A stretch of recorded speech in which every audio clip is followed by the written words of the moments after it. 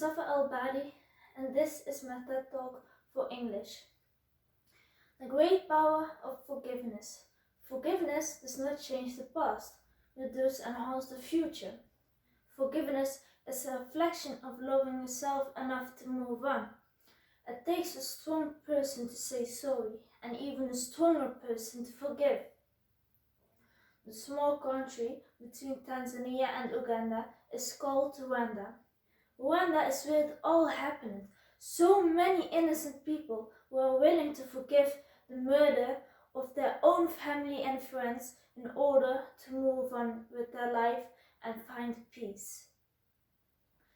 25 years ago, Rwanda descended into a mass murder on a scale that still shook the whole world. In 1918, the Belgians invaded Rwanda by separating the country into two groups, the Tutsis and the Hutus. 86% of the population were Hutu and 14% were Tutsi. Both groups share the same religion and culture. The small population of Tutsi were the most favored by the Belgians because of their tall body posture. At this picture, you can see the difference between a Tutsi and a Hutu. A Tutsi has a taller body posture than a Hutu. The Tutsis had all the power, which made the Hutus hate them for it. On 6 April 1994, a plane which was carrying the Hutu president, Habyarimana, was shot down.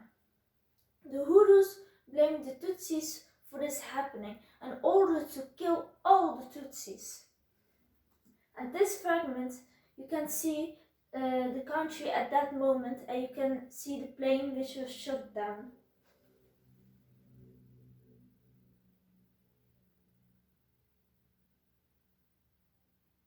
Also want answers.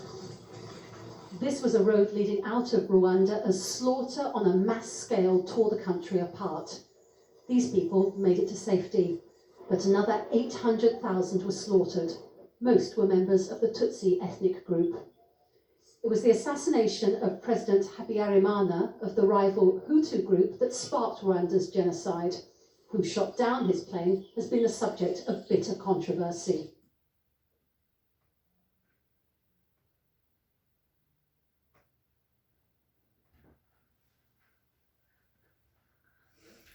It was forbidden for the UN soldiers to interfere with any of the murders since they were the peacekeepers. The Hutus' plan was to extend even to killing all the children. They will become the new generation of Tutsis. Most Tutsi women were raped and used as slaves. The UN soldiers did nothing until Tutsi rebels called the Rwandan Patriotic Front managed to stop the genocide. The whole world watched this disaster unfold and could do nothing. In the end, approximately 800,000 to 1 million Tutsi were killed. 100 days of slaughter, 7 April 1994 till 15 July 1994, up to 1 million deaths. At this fragment, you can hear a Hutu ordering to kill the entire Tutsi population. Listen to me, good people of Rwanda. Terrible news. It is true. Horrible news. Our great president is murdered by the Tutsi cockroaches. I tricked him to sign their phony peace agreement. Then they shot his plane from the sky. It is time to clear the brush for Hutus of Rwanda.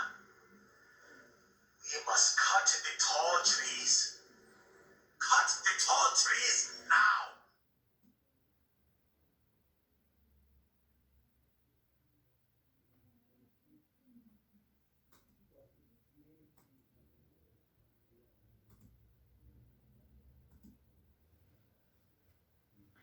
How could one carry all this hate towards people from their own country? Anna-Marie Urimana is a genocide survivor. This woman lived with her family in the time of the terrible genocide and shared her emotions. Anna-Marie lost 4 children and a husband in the genocide. One of her sons had a feeling before it happened and said to his mother that he feels like someone is going to kill him. The murder of her family was executed by their very own neighbor, which is a terrible thing to find out. Someone so near and dear to you. Her neighbor served 10 years in jail for killing 2 children. After that, he admitted that he indeed had killed Anna-Marie's 2 children. After so many years, the man went to ask for Anna-Marie's forgiveness. Anna-Marie had fixed a price and asked for his advice on the matter, as she had mixed feelings about whether or not to go forgive the murder of her children.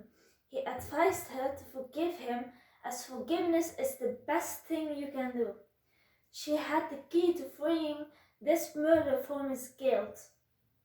If she would forgive him, God would heal her wounds in return. This convinced her to try it out. Forgiveness is the best way to heal someone's wounds.